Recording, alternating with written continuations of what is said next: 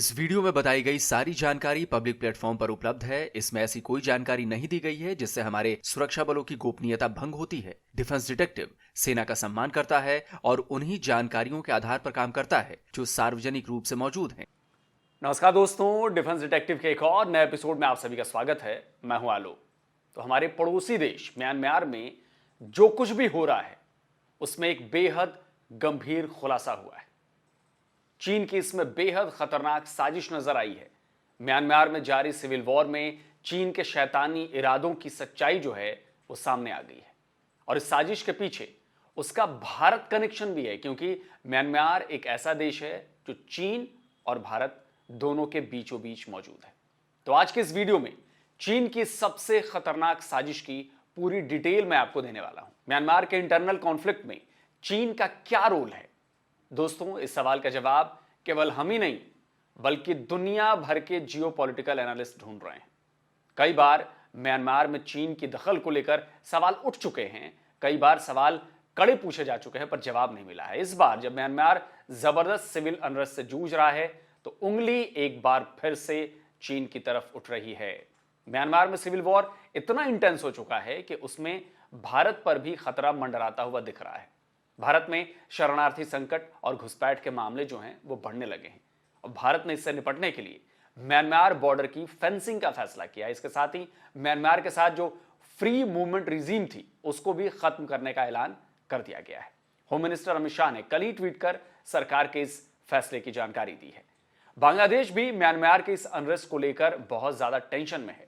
दोनों देश लगभग 271 किलोमीटर का बॉर्डर जो है वो शेयर करते हैं और म्यांमार में लड़ाई से बचने के लिए सैकड़ों लोग थाईलैंड की सीमा पार कर चुके हैं, भारत की भी सीमा पार कर चुके हैं। तो म्यांमार का जो असर है वो थाईलैंड पर भी है, भारत पर भी है और भी दूसरे पड़ोसी देशों पर पड़ रहा है। लेकिन चीन का क्या? सवाल बड़ा है दोस्तों। शुरुआत में तो चीन ने यह दिखाने की कोशिश की कि म्यांमार में चल रही लड़ाई उसके लिए अच्छी नहीं है, उसे भी नुकसान है। लेकिन हकीकत कुछ और ही। हकीकत यह है कि म्यांमार में चल रही सिविल वॉर से न केवल चीन जबरदस्त फायदा उठा रहा है बल्कि इस लड़ाई को और भड़का भी रहा है। एशिया टाइम्स की इस खबर को देखिए। यह खबर 4 फरवरी 2021 को पब्लिश हुई थी, यानी करीब 3 साल पहले। इस खबर की हेडलाइन बता रही थी कि चीन म्यांमार में हुए कू में जियोपॉलिटिकल विनर रहा। कहने का मतलब यह हुआ कि म्यांमार के कू में सबसे ज्यादा अगर फायदा किसी को हुआ तो वो चीन को हुआ। एक्चुअली हुआ यह था कि जब म्यांमार में इलेक्टेड गवर्नमेंट बनी तो उसने अमेरिका के साथ भी अपने रिश्ते बनाए थे। म्यांमार पर बढ़ते अमेरिकी इन्फ्लुएंस से चीन को डर लगने लगा और उसने म्यांमार को अपने हिसाब से ट्रैक पर लाने का फैसला किया। इसी वजह से 2021 के कू को एशियन टाइम्स ने चीन की जीत करार दिया था। आज 3 साल बाद म्यांमार के लीडिंग न्यूज़पेपर द इरावड्डी ने खबर छापी है।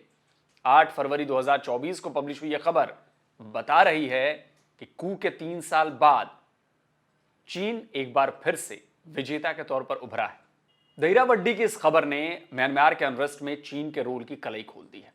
चीन को पूरी तरह से बेनकाब कर दिया है। इस आर्टिकल ने चीन के डबल रोल का कच्चा चिट्ठा सबके सामने ला दिया है। म्यांमार में जब 1 फरवरी 2021 को आर्मी ने कू किया और चुनी हुई सरकार को हटाकर खुद का रूल लागू कर दिया, यानी कि सैन्य शासन हो गया, तो अमेरिका ने म्यांमार पर कई तरह के सैंक्शंस लगा दिए। साल दर साल इसमें कई सारे और सैंक्शन भी एड ऑन होते रहे।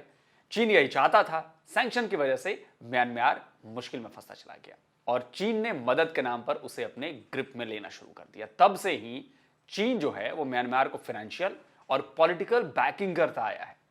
इससे म्यांमार चीन का कर्जदार होता चला गया और उसकी डिपेंडेंसी जो है वो चीन पर वो इतनी बढ़ चुकी है कि अब उससे वापस आना बड़ा मुश्किल है। लेकिन चीन को इतने से संतोष कहां था। म्यांमार की जुंटा गवर्नमेंट ने जिनपिंग गवर्नमेंट की कई बातों को नजरअंदाज किया था। जिनपिंग के बीआरआई को लेकर भी बहुत ज्यादा इंटरेस्ट जो है वो नहीं दिखाया गया था इधर से। इसके बाद चीन ने म्यांमार के साथ डबल गेम शुरू कर दिया।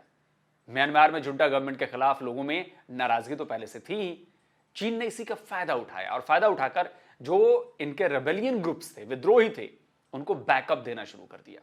इरावड्डी की यह खबर बता रही है कि चीन ने ही एथनिक आर्म्ड ऑर्गेनाइजेशंस को टैक्टिकल अप्रूवल दिया ताकि वो जुंटा के खिलाफ ऑपरेशन 1027 शुरू कर सके। और इसी के बाद अक्टूबर 2023 में शान स्टेट में रेबेलियन आर्मी ने म्यांमार की मिलिट्री पर हमला शुरू कर दिया। शान स्टेट म्यांमार का वो एरिया है जो पूरी तरह से चीन के बॉर्डर से लगा हुआ है, उससे जुड़ा हुआ है। चौंकाने वाली बात तो ये थी कि एथनिक आर्मी को शुरुआत से ही और बड़ी जबरदस्त तेजी के साथ जीत मिलती चली गई। यह भी साबित करता है कि इन रेबेलियंस को चीन का पूरा सपोर्ट था, हथियारों का भी, फंड का भी और लॉजिस्टिक्स का भी। अब ड्रैगन का जो है डबल गेम मैं आपको दिखाता हूं, बहुत ध्यान से देखिएगा। जब जुंटा आर्मी पर एथनिक ग्रुप्स भारी पड़ने लगे तो म्यांमार ने चीन से दखल देने की अपील की कि भाई बीच बचाव करो कुछ। चीनी गवर्नमेंट को मीडिएट करने और लड़ाई रुकवाने की रिक्वेस्ट की गई इनकी तरफ से। यह भी चीन की टैक्टिक्स का हिस्सा था। कैसे, बताता हूं मैं आपको। लड़ाई अक्टूबर से ही जोर पकड़ चुकी थी। नवंबर आते आते म्यांमार की आर्मी के पैर उखड़ने लगे थे। नवंबर 2023 में म्यांमार के एक्टिंग प्रेसिडेंट ने कहा था कि अगर जल्दी कुछ नहीं किया गया तो म्यांमार जो है वो कई टुकड़ों में बंट जाएगा। दिसंबर 2023 में म्यांमार ने चीन से ऑफिशियली अपील की कि वो इस लड़ाई में इंटरवीन करे, यानी कि दखल दे, बीच बचाव करे, बीच में आए। इसके बाद चीन ने इसमें दखल दी। रेबेलियन ग्रुप जो है MNDAA तब तक लॉकाई सिटी पर कब्जा कर चुका था।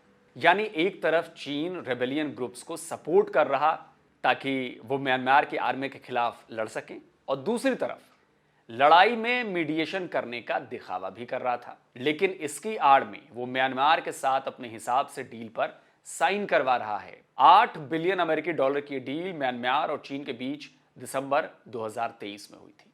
दिसंबर में, यानी उसी समय जब म्यांमार ने चीन को लड़ाई में इंटरवीन करने की रिक्वेस्ट की थी। इस डील में चीन को क्याओफ्यू टाउनशिप में डीप सी पोर्ट बनाने का राइट मिल गया था।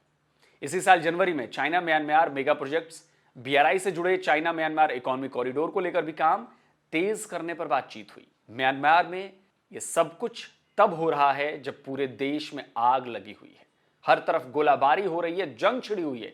कोई भी कंट्री ऐसे देश में इतना बड़ा इन्वेस्टमेंट करने से पहले 1000 बार सोचेगी जहां इतना बड़ा सिविल अनरेस्ट हो।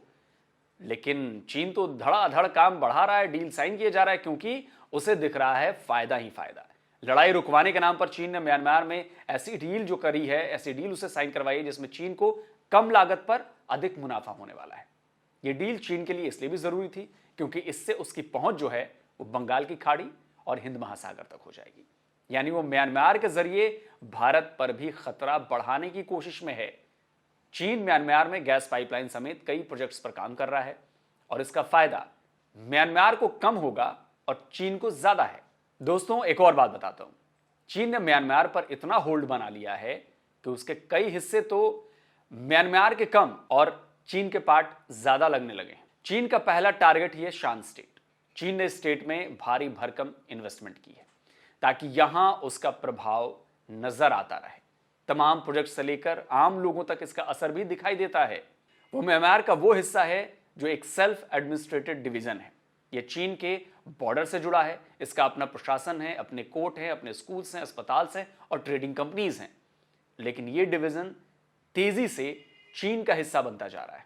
यानी म्यांमार में चीन कई निशाने साधने की कोशिश में है। वो म्यांमार में जो है अनरेस्ट करके अपना होल्ड हमेशा के लिए बनाए रखना चाहता है, म्यांमार की डिपेंडेंसी अपने ऊपर बनाए रखना चाहता है। अगर हालात ठीक भी हो जाए तो भी शान और वा जैसे जो स्टेट्स हैं उस पर उसका दबदबा कायम रहे, ऐसी कोशिश में है।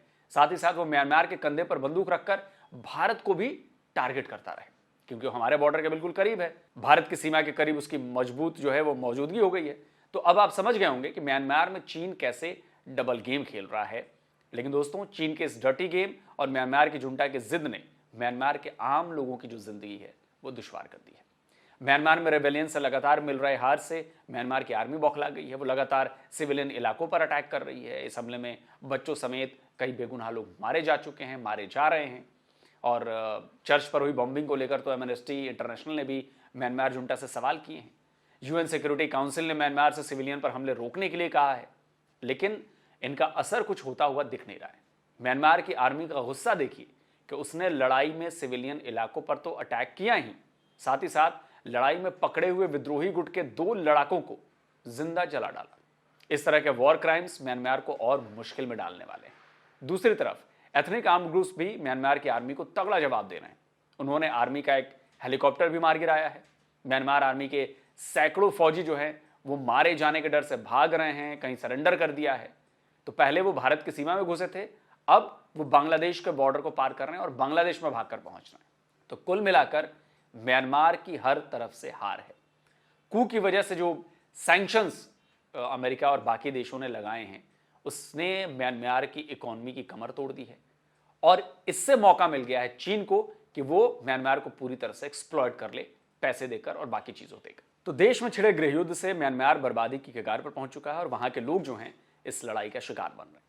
अब जब तक म्यांमार फिर से लोकतंत्र का रास्ता नहीं चलता है तब तक वहां हालात सुधरने वाले नहीं है, ठीक होने वाले नहीं है और इसके लिए उसे चीन से भी सावधान रहने की जरूरत है।